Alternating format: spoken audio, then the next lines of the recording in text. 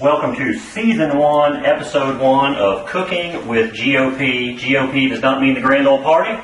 I've been affectionately named this by my children to mean the girth of Padre. So, in Episode 1, we're going to cook quesadillas.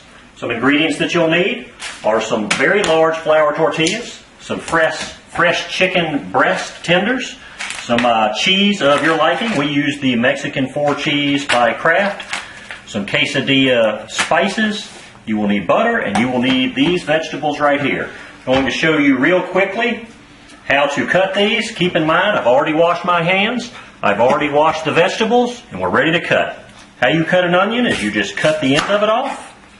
And then, in order to dice them, what you'll do is you want to make slices about halfway down, just like this.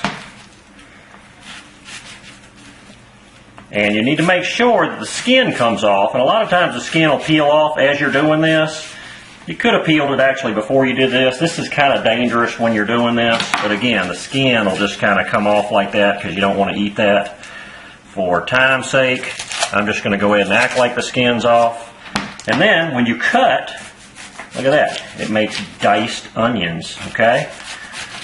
Once you're done and you're about halfway down, it starts to really get dangerous because obviously you don't want to be cutting so close to your hand, so really make sure you keep it on the cutting board and make slices. That's how you do onions.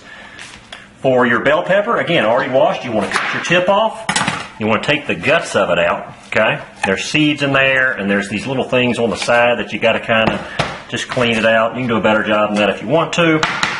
And then what you do is you just start cutting it in slices. Now you can make these as big or as small as you want. But for time's sake, I'm not going to do the whole thing, but you just basically cut slices like this, and then you just line them up, and then you just start cutting like this. Again, you can make big slices, you can make small slices, whatever you want to do, okay?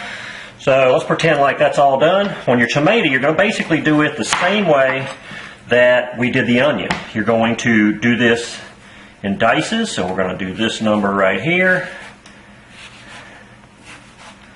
and slice just like this. And this is how you make dices. And then when you cut, voila, it comes out. And now all of your vegetables are cut. We're going to take a short break. We are going to come back and put the rest of this together. We're going to go to our special guests. We have Allie and Gabby here tonight. And they are here. They are big One Direction fans. So they're going to do our GOP, Cooking with GOP theme song dance.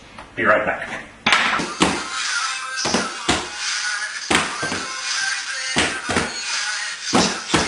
And we're back, cooking with GOP. Alright, so all of our vegetables are all cooked up. We got our tomatoes. You just want to put this in a cup, leave this on the cutting board, set it to the side. Now it's on to cutting the chicken. And you just want some boneless breast meat cut into strips. Okay? And all you do, again, make sure your hands are washed. You want to pull this out. We're going to set them on a plate because we want to season them. So we're just going to set them all out on a plate. And we've got this quesadilla mix here. It's McCormick quesadilla mix. We're just going to sprinkle that on there lightly like that. If you get a little on the counter, that's all right. And you just want to flip it. Don't have to be too precise here. And we just do this again. Now, I like a little salt and pepper on mine. So you can take some salt and pepper. You don't have to, but just lightly dust it with the salt and pepper. See, now I learned all this back in my Cuco's days. Back in the 80s and early 90s, I worked at Cuco's Mexican restaurant. And so quesadillas, this is just kind of what I do. So now the chicken is ready to be cooked. So you'll want to get a skillet, the biggest skillet you got, and you want to turn it on medium heat. So that's different for each oven, 5, 6, something like that. And you want to put some olive oil in the pan, and you just want to heat that olive oil up. Now, you can measure this, probably a couple of tablespoons. Professionals like me don't have to measure, and we just put it in the pan and just kind of roll it around, and then we're going to wait for that to heat up before we throw our chicken on.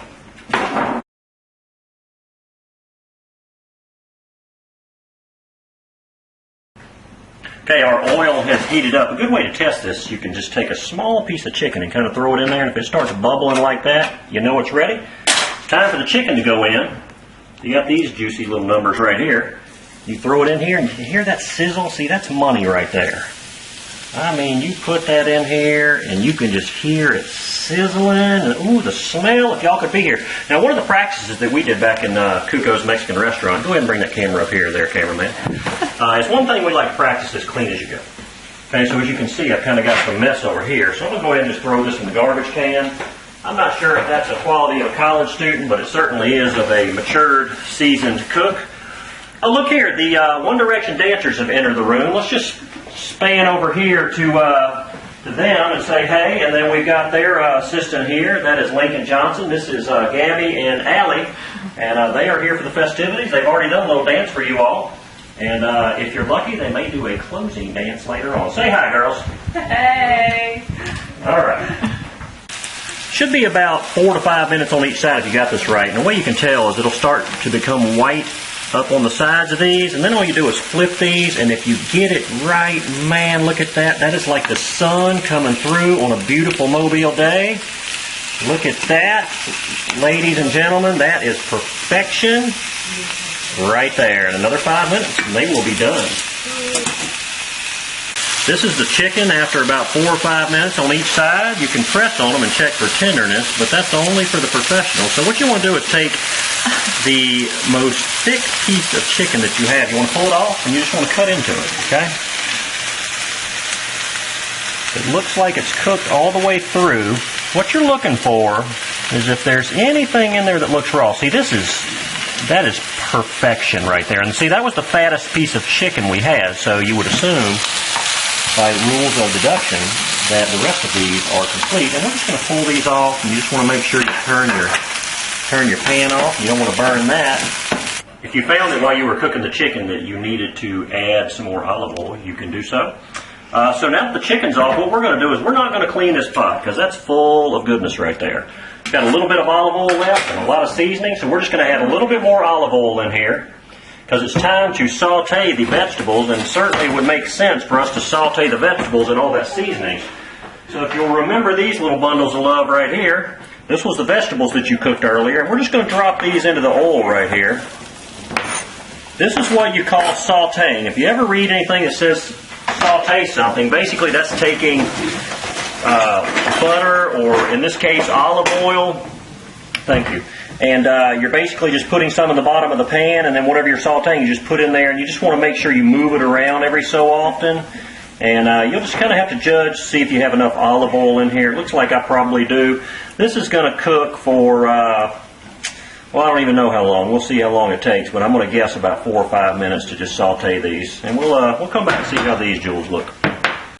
While your vegetables are sauteing, it's time to go ahead and cut the chicken up. So you just take the chicken that you've already cooked and just start cutting it into small chunks like this. Cutting chicken here doesn't take long, and so you kind of get the point. But you're kind of working double duty here. So you got your onions coming over here. What you want to do is you want to take a spoon and just kind of stir it around. Now, for professionals, you can take this and kind of do this number right here. Get that going right there. Learn that. Yes, and there it goes. That is wonderful. The audience loves that little move there. When I do it, watch this. Yeah, they love it when I do that. Absolutely. All right. These sauteed peppers and onions are ready. This probably took 5 or 6 minutes, just until they're soft. It's really to your liking. You want to go ahead and take these out and put them in a bowl, because you're going to use this pan to actually put your quesadillas together in. So there you are there. After you've taken everything out of the pan, you just want to wipe the pan out, get everything out of it, and it is ready to go. Cooking quesadillas with GOP. This is all your work coming together here.